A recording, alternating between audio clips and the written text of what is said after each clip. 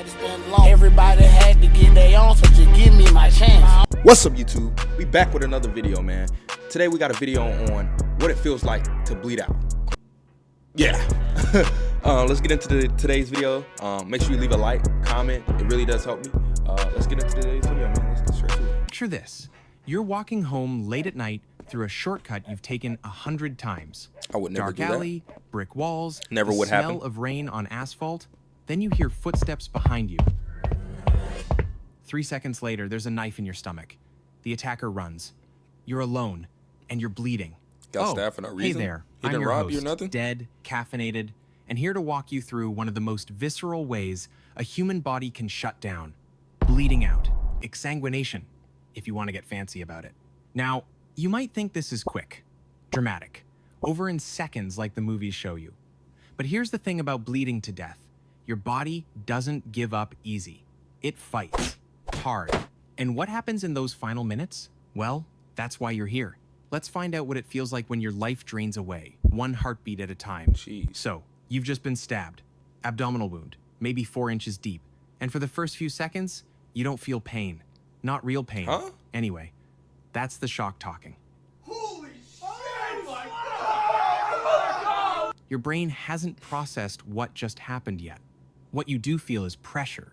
Like someone punched you really, really hard. There's warmth spreading across your shirt. That's blood, obviously. And your brain's still trying to catch up to reality. Did that just happen? Am I actually bleeding? Spoiler alert, yes. Yes, you are. Now, depending on what got hit, and in your case, let's say the blade nicked your hepatic artery or a major mesenteric vessel. You're done. You're losing blood fast. Yeah. We're talking maybe 30 to 40% of your blood volume in the first few minutes. Jesus That's Christ. 1.5 to 2 liters gone. Your body immediately knows Just like that. something catastrophic is happening. So Blood what does it pressure do? drops, your heart rate spikes. Suddenly, you're at 120 to 130 beats per minute. Your heart's trying to compensate, pumping harder and faster to keep oxygen flowing to your brain and organs. But here's the problem. You can't pump what isn't there. It's like revving an engine with no oil. Your cardiovascular system is screaming, how does that and there's feel? nothing it can do to stop the leak. And this is where your body enters full crisis mode. Within 60 seconds of that stab wound, your sympathetic nervous system floods your bloodstream with adrenaline and norepinephrine. Fight or flight response cranked to 11. Your pupils dilate. You're hyperventilating. Your remaining blood vessels constrict, trying desperately to maintain pressure. Your skin goes cold and clammy as blood gets redirected away from your extremities toward your vital organs. You're awake, you're alert, and you're terrified. Because Aren't you supposed some to be primal part of applying your pressure? brain understands you're dying. All right, let's break down what's happening inside your body right now. Because this isn't just about blood loss, it's a full system cascade failure. First, the outside. You're pale. Not movie pale, but genuinely gray-white. That's because your skin's getting almost no blood flow anymore. Everything's being rationed to keep your brain and heart running. You're trying to stop the bleeding, pressing down on the wound. But your hands are shaking so badly you can barely coordinate. Your vision's starting to blur at the edges. You're dizzy. The world's tilting. And here's a fun one. You might start feeling cold. Not from the rain, but from the inside. Your core temperature's dropping because blood carries heat, and you're running out of blood. You're essentially going hypothermic while bleeding out. 2-for-1 That's special. crazy. Now let's go deeper. Your blood volume's down by maybe 50% now. Twofer. Your blood pressure has Double whammy. crashed. We're talking 70/40, maybe lower. That's not good. Your brain needs a constant supply of oxygenated blood to function. So at what point do Normally, you just go it gets unconscious? about 15% of your cardiac When output. am I? But now it's starving. Neurons start misfiring. Your cognitive function tanks. You can't think straight anymore. You might forget where you are. Forget what happened. Some people try to stand up and walk. Their brain tells them to get help, but their legs just don't work. But then something strange happens. Your heart rhythm destabilizes. See, your heart muscle also needs oxygen, and it's not getting enough. You might go into tachycardia, dangerously fast, inefficient beating, or worse, your heart starts skipping beats entirely. Arrhythmia. It's panicking, basically. And here's the cruel irony. The faster your heart beats, the more blood you lose. Every pump pushes more blood out of that wound. Your body's trying to save you, but it's actually accelerating your death. You're in hemorrhagic shock now. Stage 3, maybe stage 4. Crazy. Your body's prioritizing ruthlessly. Brain, heart, lungs, everything else, shut down. Your kidneys stop filtering. Your liver stops processing. Your digestive system's offline. Blood flow to your muscles drops to almost nothing. You couldn't move even if you wanted to. And here's where it gets weird.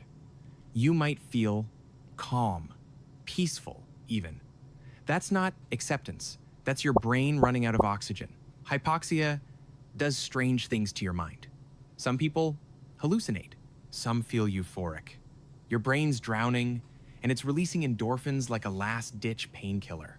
You might not even feel the pain from the stab wound anymore. Not because it healed, because your nervous system doesn't have the resources to process it.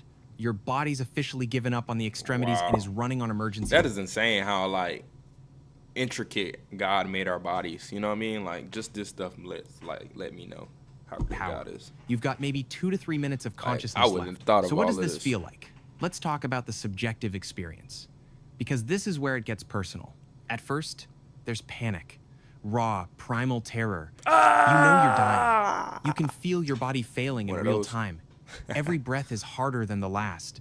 Your chest feels tight, like there's a weight crushing you. Then the confusion sets in. You can't remember why you're here. The sequence of events gets Then you start scrambled. going to the light, Your touch brain's it. trying to hold on to consciousness, but it's like trying to catch water with your hands. Everything's slipping away. And look, I'm not going to sugarcoat this. Some people stay lucid right up until the end. They know what's happening. They feel every second of it. That's the worst case scenario. Aware, but powerless. But for most people, there's a point where awareness just fractures. You're not really you anymore. What do you mean? Time distorts. Seconds stretch into eternity, or hours collapse into a blink. You might see things, shadows moving, lights that aren't there, people you know standing over you. Some describe it as floating, detached, like watching yourself from above. Out-of-body experiences aren't mystical. They're your oxygen-starved brain misfiring, losing its sense of physical boundaries. And emotionally, it varies. Some people feel sadness, regret. I'm not ready, I have things left to do. Others feel nothing, empty, too tired to be scared. Your brain's too far gone to generate complex emotions anymore. Death by bleeding out isn't fast. It isn't painless. But your brain does try to make it easier.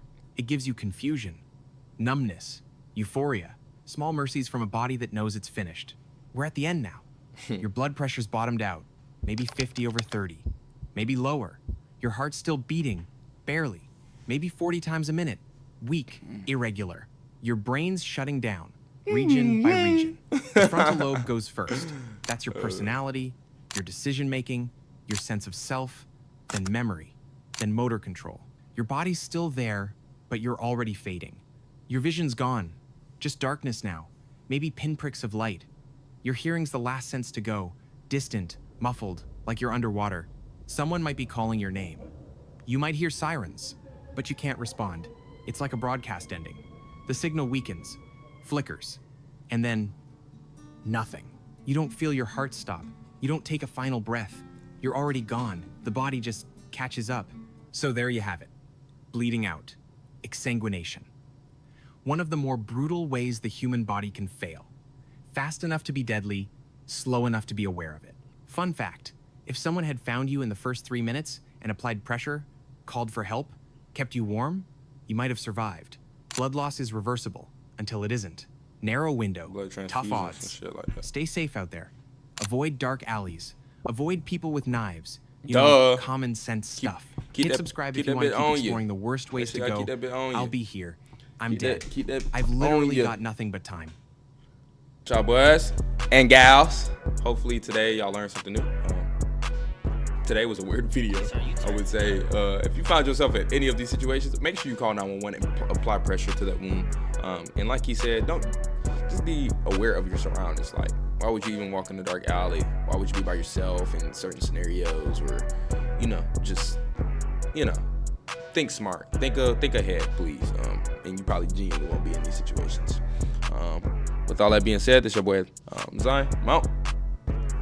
Peace. Everybody had to get their own, so just give me my chance. It was times I had to